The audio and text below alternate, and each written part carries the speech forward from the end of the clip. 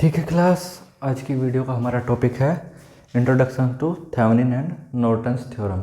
ठीक है, इस वीडियो में हम सिर्फ इतना जानेंगे कि नॉर्टन थ्योरम और थेवेनिन थ्योरम की हमको ज़रूरत क्यों पड़ी। ठीक है, बस इतना काम काफ़ी है। उसके बाद अगली वीडियो में देखेंगे हम इससे रिलेटेड जो हमारे न्यूमेरिकल्स आते हैं, Norton based Thevenin based numerical हमारे बहुत सारे जो है एग्जाम में देखने के लिए मिलते हैं। कभी कुछ उस पर थ्योरेटिकल क्वेश्चन बन जाते हैं, कुछ उस पर जो है न्यूमेरिकल क्वेश्चन भी बनते हैं। ठीक, ये थ्योरम हमारी जो इंपॉर्टेंट 4 थ्योरम है, उन चारों इंपॉर्टेंट थ्योरम में से दूसरे नंबर की थ्योरम है हमारी थेवेनिन, तीसरी है हमारी नॉर्टन थ्योरम। ठीक है, हालांकि दोनों लगभग एक जैसी ही हैं, तो इसलिए हम दोनों को साथ में पढ़ रहे हैं जिससे ज़्यादा हम एक बार में रिलेट कर पाएँ।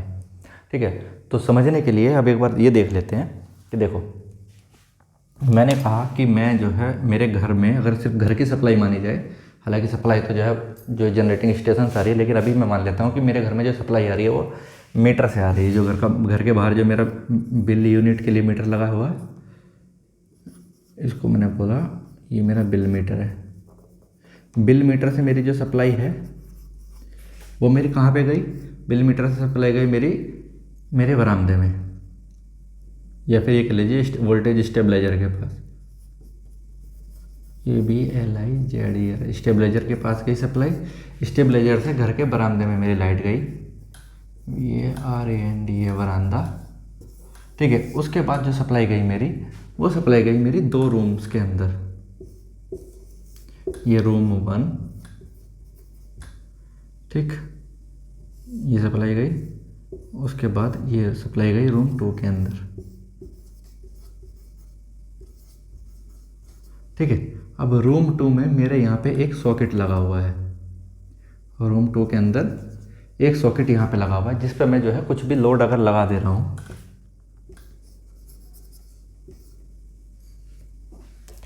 तो पूरे सर्किट में इस लोड की वजह से कितना करंट फ्लो हो रहा होगा, या फिर मुझे जो है इस टर्मिनल पे कितनी वोल्टेज मिल रही होगी। इसका अपना भी तो कुछ ड्रॉप हो रहा होगा ना, पूरे सर्किट का कुछ तो अपना रेजिस्टेंस होगा, उसकी वजह से कुछ वोल्टेज ड्रॉप हो रही होगी। तो यहाँ पे मेरी कितनी वोल्टेज आई, उसके बाद से मेरी कितनी वोल्टेज मुझे यहाँ पे मिली। और अगर मैं लोड चेंज कर दूँ, मैंने कहा कि मैंने यहाँ पे जो है पहले अपना फ़ैन लगाया हुआ था, जो मेरा तूफान पंखा होता है ना स्टैंड वाला, पहले मैंने यहाँ पे फ़ैन लगाया हुआ था। जब मेरी गर्मी ख़त्म हो गई, मैंने फ़ैन हटाया, हटाने के बाद मैंने क्या लगा लिया, यहाँ पे हीटर लगा लिया इसी स्विच से। ठीक है, तो लोड चेंज हो गया। लोड चेंज हो गया तो अगर मैं फिर से कैलकुलेट करूँगा तो मुझे पूरे सर्किट का फिर से कैलकुलेशन करना पड़ेगा। हालांकि ये एक बहुत ज़्यादा कॉम्प्लेक्स सिचुएशन बन जाती है, क्योंकि सर्किट के अंदर का रेजिस्टेंस निकालना बहुत ज़्यादा मुश्किल काम हो जाता है। तो उस सिचुएशन से बचने के लिए जो हमारे जो थेवेनिन थ्योरम दी गई या नॉर्टन थ्योरम दी गई, उसने क्या कहा कि उसने कहा कि देखो, हर बार आपका सिर्फ लोड चेंज हो रहा है, बाकी स्टेबलाइजर का रेजिस्टेंस, वोल्ट रांधे का जो कमरे का वायर जा रहा है उसका रेजिस्टेंस, रूम 1 का रेजिस्टेंस, रूम 2 का रेजिस्टेंस, ये सारी चीज़ तो कॉमन है हर बार। तो आपको जो है सब चीज़ को अलग से कैलकुलेट करने के बजाय आप क्या कर सकते हैं, इसको एक वोल्टेज सोर्स, थेवेनिन वोल्टेज, जो वोल्टेज हमको यहाँ पे आउटपुट टर्मिनल पे मिल रही है, आप एक वोल्टेज ओपन सर्किट वोल्टेज आप मान लीजिए। ओपन सर्किट वोल्टेज को हमने कहा कि हमारी थेवेनिन वोल्टेज है, क्योंकि इसे हमने जो है थेवेनिन ने दिया है फॉर्मूला। ठीक है, और इस पूरे सर्किट का जो इंटरनल रेजिस्टेंस है उसको मैंने वो कहा कि ये R इंटरनल है। अगर DC की बात कर रहे हैं तो R इंटरनल है, और अगर AC की बात कर रहे हैं तो इम्पिडेंस इंटरनल या फिर ZTH है, थेवेनिन इम्पिडेंस। ठीक, अब हर बार सिर्फ लोड रेजिस्टेंस ही चेंज हो रहा है, तो आउटपुट पे सिर्फ हमें लोड रेजिस्टेंस ही तो चेंज करने की ज़रूरत है। या तो मेरा लोड रेजिस्टेंस चेंज हो रहा है या फिर लोड इम्पीडेंस चेंज हो रहा है। इसके अलावा इंटरनल सर्किट तो सेम है, इंटरनल सर्किट तो सेम है, तो इसका हमने एक इक्विवेलेंट सर्किट ड्रॉ कर लिया। अब अगर मुझे इस सर्किट की वजह से पूरे घर पे कितना लोड पड़ रहा है, या फिर पूरे घर के सिस्टम की वजह से जैसे जैसे मैं लोड चेंज करूँगा इस सर्किट के अंदर कितना करंट मेरा फ्लो होगा, वो चीज़ मैं डायरेक्ट निकाल सकता हूँ। तो यहाँ से मेरे जो है सिचुएशन थोड़ी सी क्या बहुत आसान हो गई।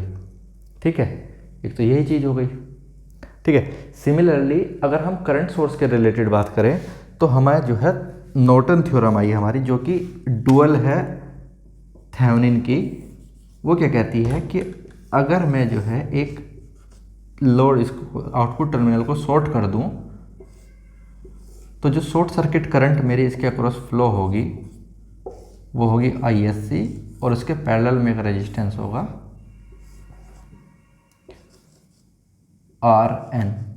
RN मेरा जो है RTH के बराबर ही होगा, ठीक है, या फिर ZN होगा जो कि ZTH के बराबर ही होगा, ठीक है। यहाँ पे IS ये जो सर्किट है ये डुअल है थेवेनिन सर्किट का, ठीक है। ये वाली थ्योरम आ रही है हमारी नॉर्टन से, ये वाली आ रही है हमारी थेवेनिन से, ठीक है। तो नॉर्टन थ्योरम में क्या है हमारा कि अगर मेरा एक इक्विवेलेंट सर्किट बनाया जाए और लोड रेजिस्टेंस को मैं शॉर्ट कर दूं, तो शॉर्ट सर्किट करने पे जो मेरे सर्किट के अंदर करंट फ्लो हो रही है वो मेरी शॉर्ट सर्किट करंट होगी उस पूरे इंटरनल सर्किट की वजह से जो करंट फ्लो हो रही है, ठीक है। तो इंटरनल सर्किट का स्ट्रक्चर को अगर कैलकुलेशन करना हो करंट के फॉर्म में तो हम जो है नॉर्टन थ्योरम अप्लाई करेंगे। अगर हम जो वोल्टेज के फॉर्म में हम उसको कैलकुलेट करना चाहते हैं तो हम थेवेनिन थ्योरम अप्लाई करेंगे, ठीक है। और वोल्टेज सोर्स ट्रांसफॉर्मेशन टेक्निक जो हमने पढ़ी थी उसके हिसाब से हम देख सकते हैं कि VTH की सीरीज में RTH है और ISC के पैरेलल में RN है, जो कि एकदम सीधा सीधा इसका डुअल सर्किट दिख रहा है कि अगर हम इसको सोर्स ट्रांसफॉर्मेशन करें तो इसको ये कर सकते हैं, इसको ये कर सकते हैं, ठीक है। इतना तो सिंपल है। अब इस पे बेस्ड जो न्यूमेरिकल आते हैं वो हमारे लिए इंपॉर्टेंट है। इस पे बेस्ड न्यूमेरिकल किस किस तरीके के आते हैं एक बार न्यूमेरिकल देख लेते हैं। एक दो तरीके के न्यूमेरिकल करेंगे तो हमारी जो है इस पर पकड़ थोड़ी सी बेहतर हो जाती है इसी से।